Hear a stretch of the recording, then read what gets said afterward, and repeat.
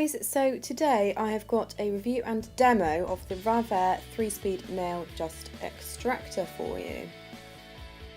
Now before I show you the actual unit in detail, I want to tell you a bit about why I was so interested in this product. I have had this sent to me by Amber Mist, and the reason I contacted them in the first place was because I was suffering terribly with my sinuses. I was in a constant cycle of recovering from sinusitis and then getting it again, and I couldn't quite work out what it was. Over the summer I've been upping the hours I've been doing nails, doing a lot more nail services and far more acrylics than I used to do. And whilst I'd been wearing a face mask, I didn't really think that that could be what was causing the issues. And now it seems that that's what it was. So the additional hours that I was working, the higher volume of dust that I was creating by filing acrylic so much, particularly with an e-file, was having an impact on my health. And it wasn't something I'd really even considered before then. So I wanted to talk a little bit today about health and particularly doing acrylic nails more than anything else. So first of all, face masks. Yes, a face mask like this is going to remove some of the airborne dust that you would normally inhale, but certainly not all of it. And by you wearing it, you're not protecting your client at all either.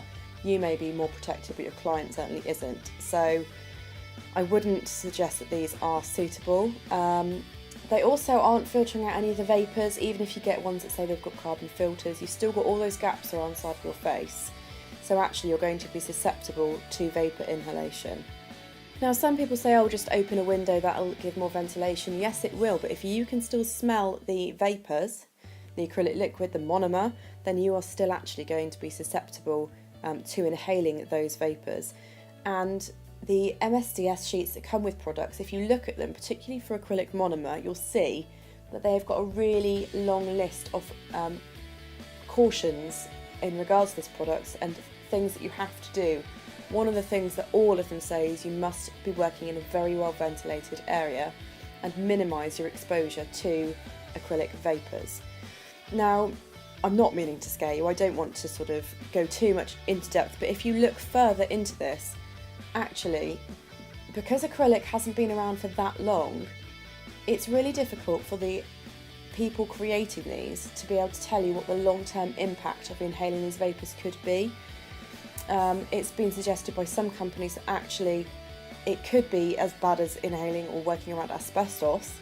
It smells bad as well, so if you're working in a salon environment with lots of you, you're going to want to have adequate ventilation. And similarly, if you've got a home salon or a little studio like I have, you're going to want to make sure that your house doesn't stink of acrylic liquid all the time. I was wearing a face mask and I was using a desktop fan like this, which I felt was probably collecting most of the dust. How wrong was I? All this was doing was catching the dust that fell pretty much directly into it. And actually the amount of airborne dust that there was horrific. My room was always constantly dusty, I was constantly having to clean, and I was inhaling a lot of dust. Same goes for the ones that are actually built into the tables. Yes, they're collecting the dust that falls down, they're not collecting airborne dust. Enough of my jabbering, let's now actually look at the product. So this is the Ravair 3-speed nail dust extractor. It's got a big head with a filter in it, it's a carbon filter, it's multi-layered, it's got a great big long neck with an adjustable length on it, you can see the little bolt there that adjusts, and it's got a really good solid heavy base, so it's not going to fall over at all. On the base it has two controls, it's got one for fan and one for a light, and there's a little LED light inside the lid as well. Now if you are thinking of getting one of these, please be aware that the paint on the base is not acetone resistant. This is a mistake that I made, and you can see there where it has actually bubbled when I've accidentally splashed acetone onto it. And there's the LED light inside the fan head. So in this video you can see it's touch sensitive, which is really good. That's the light and the fan as well. One goes the first speed, two goes the next speed up, and three goes the next speed up after that. And you can probably hear the first one wasn't really that loud at all, it was quite quiet. The second one was much louder, And the third one is like what I'd like to call jet engine speed, but it's really efficient. So in this demo, what I'm going to do is use my e-file and an old acrylic sample that I did, and really just show you exactly what is going into the fan when it's on the highest speed.